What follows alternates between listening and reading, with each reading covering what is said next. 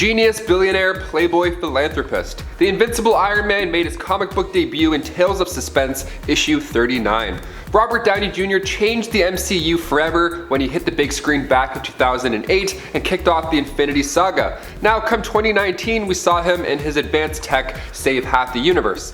When he's not inventing elements or DJing his own party, he's usually going head to head with Marvel's most feared. Welcome back to Top 10 Nerd, I'm your host Taylor McWaters, and for today's list, we'll be taking a look at some of Iron Man's bad days. Everybody's got those, even superheroes. That being said, here are the top 10 worst things that have ever happened to Iron Man. Let's get dark. Kicking off the list at number 10, left arm issues. Since Iron Man 1, Tony's left arm hasn't gotten a break. When Tony makes his first flight escaping the 10 rings, a tank shoots him out of the sky, hitting his left arm. In Iron Man 2, he gets electrocuted by whiplash and his tech shows that his left arm is in the red. It's not looking good. Iron Man 3, Tony uses snow to soothe his arm after crash landing, so it must be still hurting. In Civil War, Tony literally says to Nat, "My left arm is numb, is that normal?" Cut to an hour later, Tony's arm is even in more pain and now in a sling after Wanda dropped a car on it. Even in Spider-Man Homecoming, he's supporting his arm whilst giving Peter a lecture on being a superhero.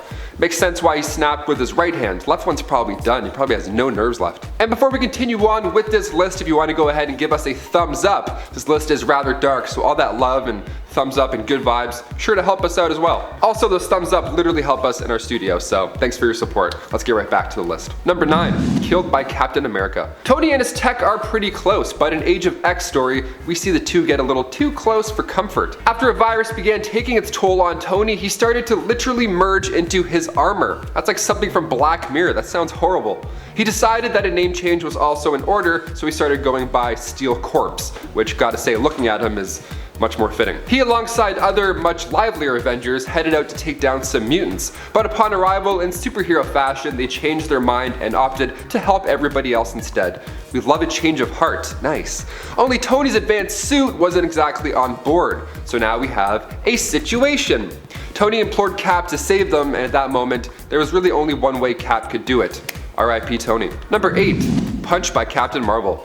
Avengers Endgame showed Tony being saved by Captain Marvel when he was stuck in deep space. But in Civil War 2, they aren't exactly pals. When the inhuman Ulysses Kane starts to divide the superhero community, they get off on the wrong foot. Ulysses has this ability where he can predict possible futures, and in one of those visions, he saw catastrophe. Captain Marvel wanted to act on this. We can literally see the future. What a way to have the upper hand, right? But Tony, he wasn't on board. He was concerned about the fact that nobody really knew exactly how Kane's powers were working. That was one thing, but to punish somebody else over something they may do in the future, well, it feels morally wrong. When Spider-Man and Captain America traveled to Washington to seek out a possible vision, conflict does in fact arise. It's Civil War 2, you gotta remember that. So Tony gets punched so hard by Captain Marvel that he falls into a coma. Yikes. Number 7, Endgame Sacrifice. Of course, the worst things that happened to MCU Tony is also one of the best things that happened to the universe. After 5 years of half the population missing, Tony agrees to work out a time heist with the remaining Avengers, and when they get back with the stones, sans Natasha, Thanos is waiting there too. Tony didn't take the stones and fly away, no, instead he snapped his own fingers and wiped out Thanos and his army. Of course, mirroring the ending of the first Iron Man film, reminding us he is in fact Iron Man. It was a great moment, but I knew Tony was gonna die. But to see him do it in this way felt so fitting. I shed a little drop of sadness in the theater, maybe a few or 5. I couldn't stop crying. Number 6, Paralyzed. Kathleen Dare made her first appearance in Marvel Comics with Iron Man issue 233. She was this fun-loving young woman who fell for Tony Stark, but unfortunately she was psychologically unstable, so that love turned into something more sinister. Later on in Iron Man 242, Kathleen shot Tony and in turn, he was paralyzed. The injury damaged Tony's spine quite a bit. He wasn't even sure if he would ever walk again. Tony Stark is quite dramatic, he likes to put on a show, we know this, and in Iron Man issue 284, he reveals his biggest trick yet. The cover shows Tony Stark laying in a casket with the text underneath reading, "The death of Anthony Stark."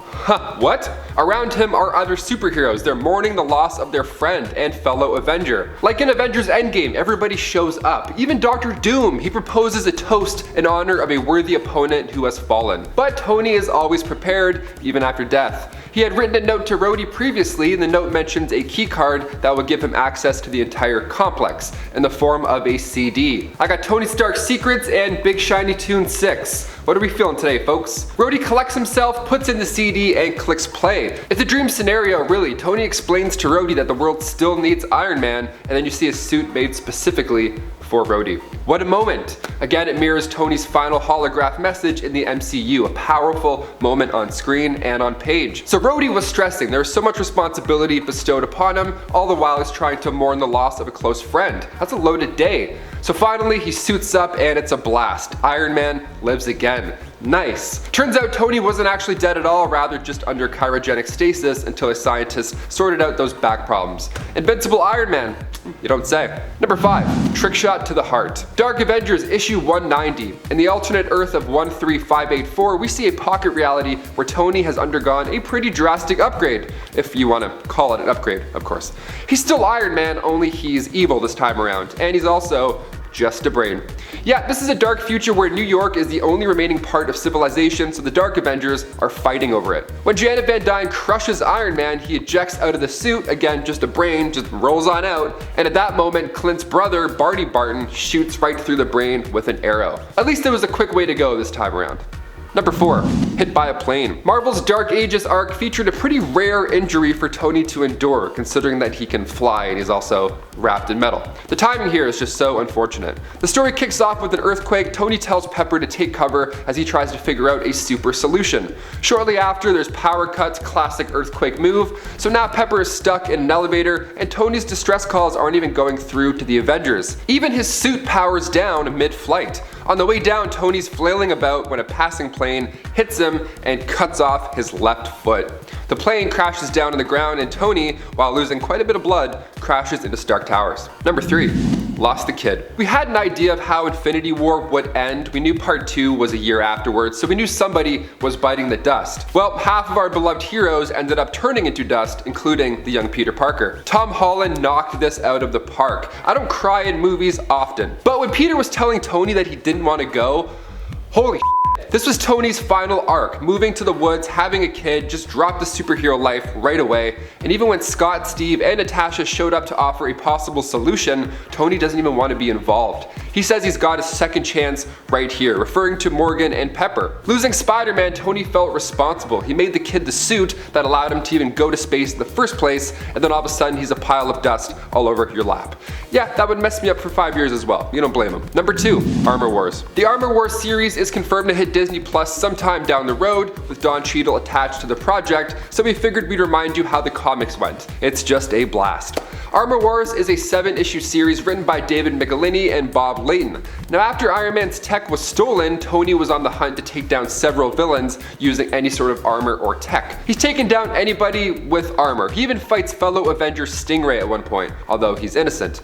I hope we get that fun introduction in live action. That would be crisp. When Iron Man battled Firepower, he got injured so badly that he faked his own death. See, in the comics at this time, the world didn't know that Iron Man was Tony Stark. They thought it was Tony's bodyguard, a guy named Randall Pierce. So Tony ended up becoming the new Iron Man, although he took all of those punches before anonymously. And finally, number 1, Infinity Gauntlet. Just because the Infinity Gauntlet can undo things doesn't mean we can forget about them. Like that time in the comics when Iron Man got his head ripped off by Taraxia. The Infinity Gauntlet was a 6-part series that began in 1991 from the brilliant Jim Starlin and George Perez. It opens with Silver Surfer crashing down into Earth, saying that Thanos is coming. And come issue 4, the Avengers are now going to Thanos. The plan was for the Avengers to attack Thanos and his new partner, Taraxia. Meanwhile, Silver Surfer was waiting around on deck to snatch that Infinity Gauntlet.